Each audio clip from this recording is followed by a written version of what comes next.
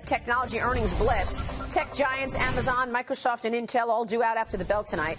Meanwhile, Facebook and Alphabet both beating expectations this week. The two technology darlings posted a spike in digital ad dollars, accounting for 91% of Facebook's revenue and 97% of Google parent company revenue. That could give us some information about Amazon, because Amazon will also report ad revenue with its Prime business tonight. Joining us right now is AppNexus CEO Brian O'Kelley. Brian, good to see you. Thanks so much for joining us. Thanks for having me. And you have a great read on advertising revenue. Explain AppNexus and tell us what you're seeing in ad revenue right now. All right. So AppNexus is the technology that helps companies who aren't Facebook get as much money for their content as possible. So if you're watching Fox Business right now, you're seeing ads. Who decides what ads you see? Well, for many of the companies who aren't Facebook, that's AppNexus. We're trying to use machine learning and non-personal information to figure out which ads are the most effective to serve to all the consumers watching TV or reading articles on the web. So that's what we do. Now, the big challenge in advertising right now is that if you're Facebook or Google, you have an immense amount of data about consumers that they've, in many cases, freely given, and you can use that to micro-target ads. But, of course, that also means that the consumer is the product. You're effectively selling the consumer their own data and monetizing that, as you see in these earnings, incredibly well. Yeah, exactly. And that's what got them in trouble. Indeed.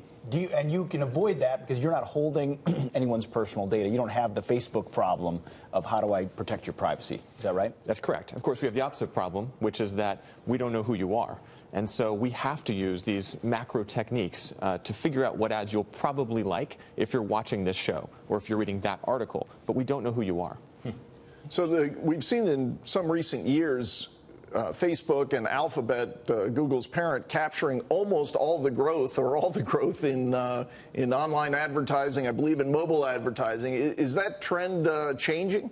Well, I think this last quarter, we saw that decline a little bit. So Google's share went down a little. So we're starting to see that change. I think the biggest challenge is that if consumers continue to want to go to Facebook or see videos on YouTube, that's where the advertisers are going to go. So the challenge is, if you're any other media company or content producer, how do you get the consumers to spend less time on Facebook or spend less time on YouTube? So, I mean, that was part of the criticism of Facebook, is they're a monopoly, effectively, in a particular space. Do you anticipate competitors, then, that would create that opportunity for other advertisers? I'd love to see competitors. I mean, you have a consumer backlash against Facebook. People are very upset with Facebook, and yet, where do you go? You know, tweet? That goes to what Sheryl Sandberg said on the call yesterday, that they haven't seen a meaningful trend of advertisers fleeing the platform.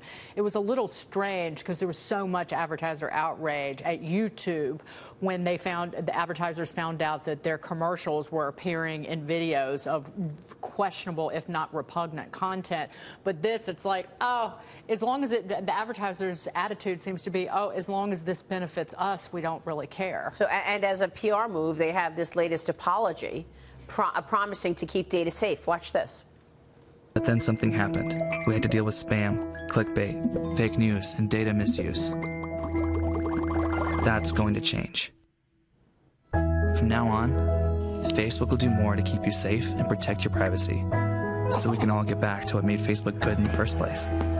Friends.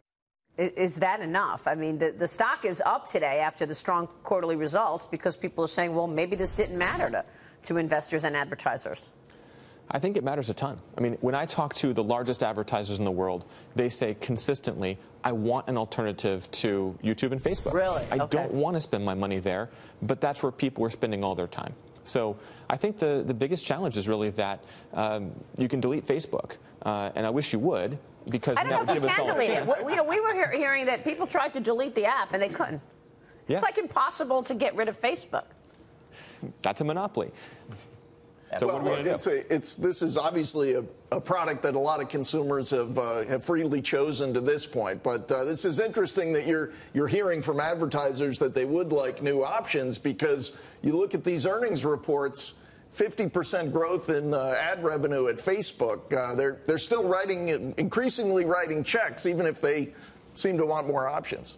Yeah. Well, one thing to think about is that as television becomes more and more digital, so people cut the cord and we can actually do more intelligent ad insertion into TV. Broadcast, we show everyone the same ad. But increasingly, we can choose different ads for different people, and that means we can get much better results for television advertising. And I think that gives people a real alternative, where on digital advertising right now, YouTube has a huge monopoly of digital. But don't forget, that's a small subset of all of the advertising that these big marketers are spending. So it looks like a lot of digital, but as we see TV come towards this, we're going to see a very, very different landscape. But you need to figure out a better way to connect the viewer and the customer with the actual buying opportunity, which is what Instagram, which is owned by Facebook, does so brilliantly. It's like they show you something and it's like click on this ad and you can purchase it immediately, literally with your finger and your thumbprint on your iPhone. So again, that's the challenge for traditional advertising, even if the video is delivered on this device. Yeah. And then they can measure all of that. Right. They measure it all, and that's what the advertisers want. Yeah, exactly. Really, really important conversation. Brian, thank you. Thank you so much. Thanks for having me. Brian O'Kelley.